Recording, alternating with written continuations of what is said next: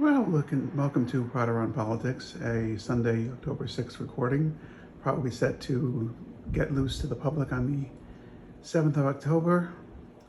And the theme of today's video is American voters are not stupid, nor do they like being treated like they're stupid. The Trump campaign has continuously treated the American voters as they're stupid, as if they're stupid, because they continue to lie to them about certain facts, about abortion positions and abortion rights, and the American people expect and know that they're being treated like they're stupid. Like one of the lies about abortion, that everybody, Democrats and Republicans, wanted Roe v. Wade to be overturned. That's complete fantasy. That was made up. Anybody that repeats that lie is treating the Democratic voters as stupid and further energizing the base to come out and vote against Donald Trump on November 5th, 2024. Equally, the Republican voters, or more accurately, the MAGA voters who are supporting Trump, no matter what he says or does, are not stupid. They simply don't believe the news media. They have lost faith that the news media, the traditional news media, can bring them any kind of fair appraisal of what Donald Trump says. They believe Donald Trump more than they believe the traditional news media.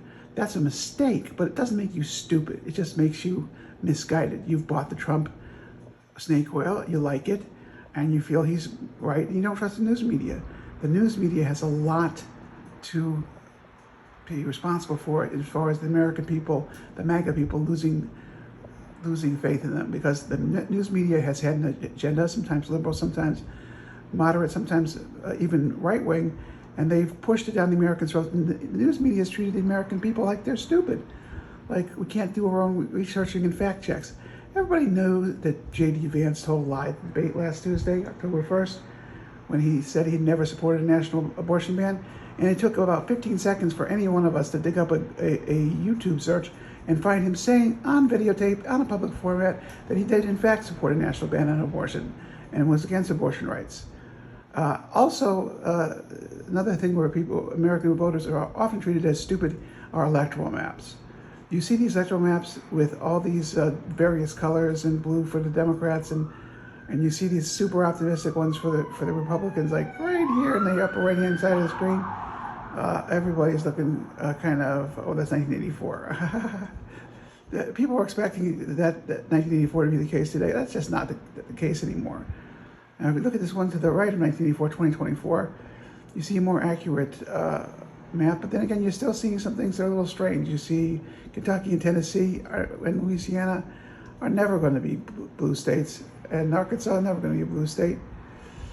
So that's just an interactive map being pushed by somebody on 270. And amazingly, anybody can make up their own election map. 270.com is a great place. That's where I make up my election map. So mine have some connection toward reality.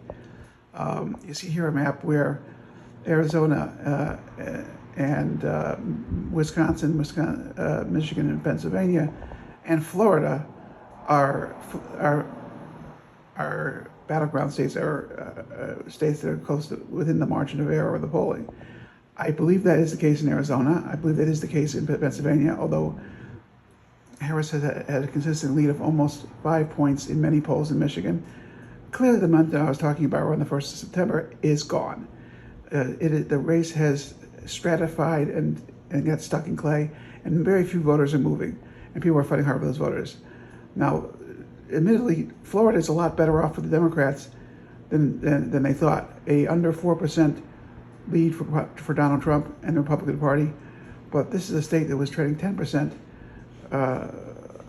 in favor of Trump in July and August. So anybody who thinks that Florida, which is under the threat of another hurricane, I hope that it misses us and goes away, that Florida is going to be a battleground state, is advocating the wasting of money in Florida. Florida is a Republican state. It's going to go to the Republicans, and I will attempt to eat my hat on live television if that factor changes. But don't go in the betting markets thinking that Florida is a real toss-up state. Pennsylvania, yes. Michigan, yes. Wisconsin, yes. Arizona, yes. But North Carolina and Georgia should also be included as battleground states if you're going to, by the margin of having the polling be within the margin of error.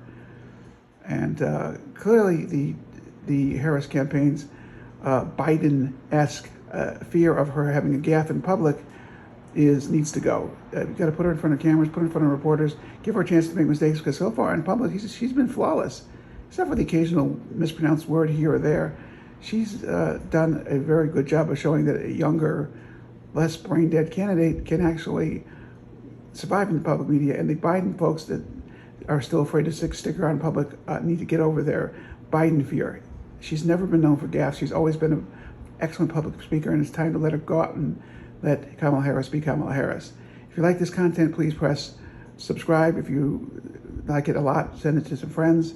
Spread us past 18 subscribers. We need to lower my family members below 1/3 of the subscriber base. Thank you, and come back again.